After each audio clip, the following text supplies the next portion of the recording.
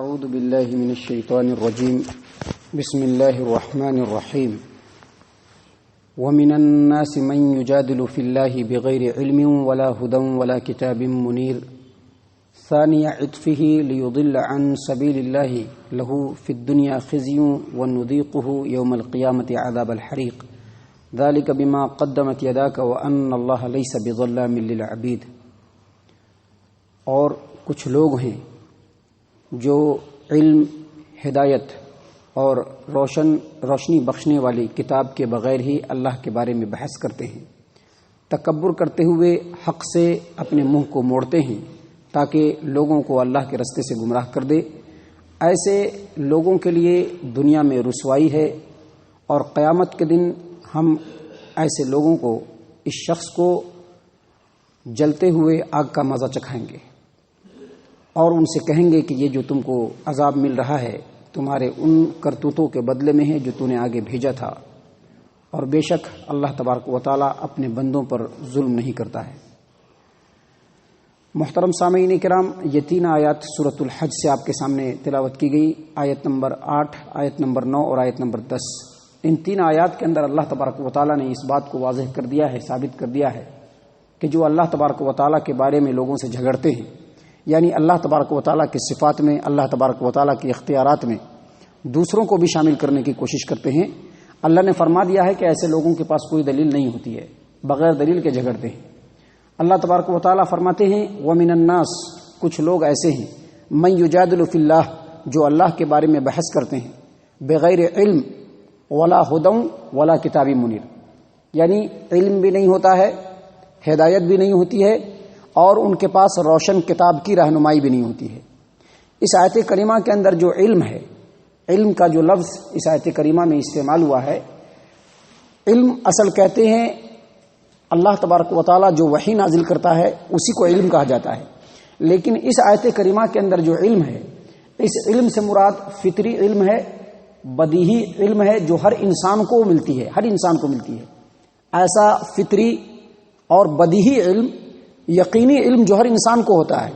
مثال کے طور پر ہر انسان کو اس بات کا علم ہے کہ جتنے بھی جاندار اس روئے زمین پر ہے ان کو اپنی زندگی باقی رکھنے کے لیے کھانا ضروری ہے۔ ہر آدمی اس بات کو جانتا ہے، ہر کوئی اس بات کو جانتا ہے کہ جتنے بھی جاندار ہیں اگر وہ اس روئے زمین پر باقی رہنا چاہتے ہیں تو ان کے لیے کھانا ضروری ہے، اس کے لیے کسی دلیل کی ضرورت نہیں ہے۔ دوسرا، 2 اور 2 4 ہوتا ہے، اس کے لیے بھی کسی دلیل کی ضرورت نہیں ہے، یہ بالکل بدیہی علم ہے۔ اور اسی طرح سے کسی چیز کو آگ کے اندر ڈالا جائے تو وہ چیز جل جائے گی، یہ بھی بدیہی علم ہے، اس کو ہر آدمی جانتا ہے، یہاں تک کہ دوسرے جاندار بھی جانتے ہیں کہ اگر ہم آگ میں چلے گئے تو جل جائیں گے، آگ دیکھتے ہی بھاگ کھڑے ہوتے ہیں۔ تو یہ علم کہتے ہیں اس کو بدیہی علم، ہر انسان کے اندر یہ علم ہوتی ہے۔ اسی طرح سے اس آیت کریمہ کے اندر جو دوسری بات ہے ہدایت، ہدا، تو ہدا کہتے ہیں عقلی علم کو، جو عقل سے انسان سمجھ لے۔ عقلی علم کا مطلب یہ ہے کہ یہ جو کائنات کا پورا سسٹم ہے، اس کے اندر جو بالکل لگا بدھا نظام ہے جو اللہ ہر روز کر رہا ہے، اس سسٹم کے اوپر، اس نظام کے اوپر اگر انسان غور کرے تو اس کو پتہ چل جائے گا کہ اتنا بڑا نظام ایسے ہی نہیں چل رہا ہے، بلکہ اس کے پیچھے کوئی مقتدر ہستی ہے، جو کوئی علیم و خبیر ہستی ہے جو اس چیز کو چلا رہا ہے۔ یا پھر اگر کوئی آدمی رستے میں جا رہا ہے اور رستے میں اگر اس کو اونٹ کی مینگنی پڑی ہوئی ملی تو اس اونٹ کی مینگنی کو دیکھ کر کے وہ سمجھ جائے گا کہ اونٹ یہاں سے گزرا ہے، تو یہ ہے ہدا، اسی کو کہتے ہیں ہدایت، یعنی عقلی علم۔ اور تیسری چیز جو اس آیت کریمہ کے اندر ہے وہ جو اللہ نے فرمایا کہ ولا کتاب منیر، کتاب منیر، کتاب منیر کہتے ہیں نقلی دلیل۔ نقلی دلیل کا مطلب لکھی ہوئی دلیل، اور نقلی دلیل کیا ہے؟ اللہ کا کلام ہے۔ نقلی دلیل کیا ہے؟ جو نبی فرمائے، نبی نے جو زبان سے فرمایا اس کو نقلی دلیل کہتے ہیں، اور اللہ نے جو کتاب میں نازل فرمایا اس کو نقلی دلیل کہتے ہیں۔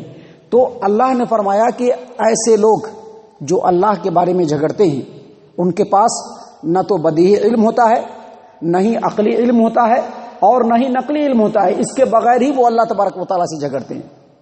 اللہ تبارک و تعالیٰ کی صفات میں، اللہ تبارک و تعالیٰ کے اختیارات میں، اللہ تبارک و تعالیٰ کی الوہیت میں دوسروں کو شامل کرنا چاہتے ہیں، اور اس سلسلے میں لوگوں سے بحث کرتے ہیں، لیکن اس کے باوجود ان کے پاس کوئی دلیل نہیں ہوتی ہے، ان کی بحث جو ہوتی ہے وہ صرف کٹ حجتی ہوتی ہے.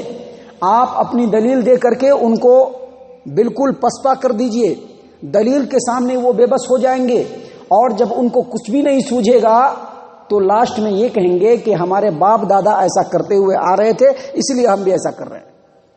یہ ایسی بات ہے جو آپ کہیں پر بھی آپ استعمال کر کے دیکھ سکتے ہیں. جو لوگ اللہ تبارک و تعالیٰ کے الوہیت کے اندر، اللہ تبارک و تعالیٰ کے صفات میں، اختیارات میں دوسروں کو شامل کرتے ہیں، اللہ کے علاوہ دوسروں کو بھی اپنا مشکل کشا، حاجت روا سمجھتے ہیں، آپ ان کے پاس جائیے، ہر طرح کی دلیل پیش کیجیے. تمام دلیل کو پیش کرنے کے بعد جب دلیل کے سامنے ان کی بولتی بند ہو جائے گی تو لاسٹ میں یہی کہیں گے کہ یہ ہمارے باپ دادا کرتے آئے ہیں بھائی، اس لیے ہم کریں گے. یہ کوئی دلیل نہیں ہوتی ہے، یہ دلیل کی قسم میں سے بھی نہیں ہے. اس کو کٹ حجتی کہتے ہیں، اس کو بیکار کی بحث کہتے ہیں. اور اس کا صرف اور سیدھا سادہ مطلب یہی نکلتا ہے کہ اگر ہمارے جو بڑے، ہمارے خاندان کے بزرگ، اگر انہوں نے گمراہی اختیار کر لیا تو یہ گمراہی نسل در نسل چلتی رہے گی. اللہ نے فرمایا کہ ان لوگوں کا مقصد صرف یہ نہیں ہوتا ہے کہ اپنے موقف پر قائم رہیں، بلکہ ان لوگوں کا موقف یہ بھی ہوتا ہے کہ دوسرے لوگوں کو بھی گمراہ کریں، صرف خود کو نہیں بلکہ دوسرے لوگوں کو بھی گمراہ کریں. اللہ تبارک و تعالیٰ نے اسی بات کی طرف اشارہ کرتے ہوئے کہا ہے کہ بعض لوگ ایسے ہیں جو اللہ کے بارے میں بغیر علم کے، بغیر ہدایت کے اور بغیر کتاب منیر کے بحث کرتے ہیں.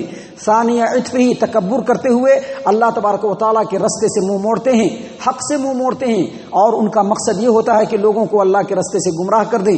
اللہ فرماتے ہیں کہ ایسے لوگوں کے لیے دنیا میں بھی رسوائی ہے، اور ایسے لوگوں کو اللہ تبارک و تعالیٰ آخرت میں بھی اپنے عذاب کا مزہ چکھائے گا. اور جب ان کو عذاب کا مزہ چکھائے گا اس سے پہلے اللہ تبارک و تعالیٰ ان کو کہہ دے گا کہ یہ جو تمہارے ساتھ ہو رہا ہے یہ تمہارا کرتوت ہے. ایک انسان جب خود بھی راہ راست سے دور ہوتا ہے اور دوسروں کو بھی راہ راست سے گمراہ کرتا ہے، حق بات کو نہیں مانتا ہے، وہ تین طرح کا جرم کرتا ہے.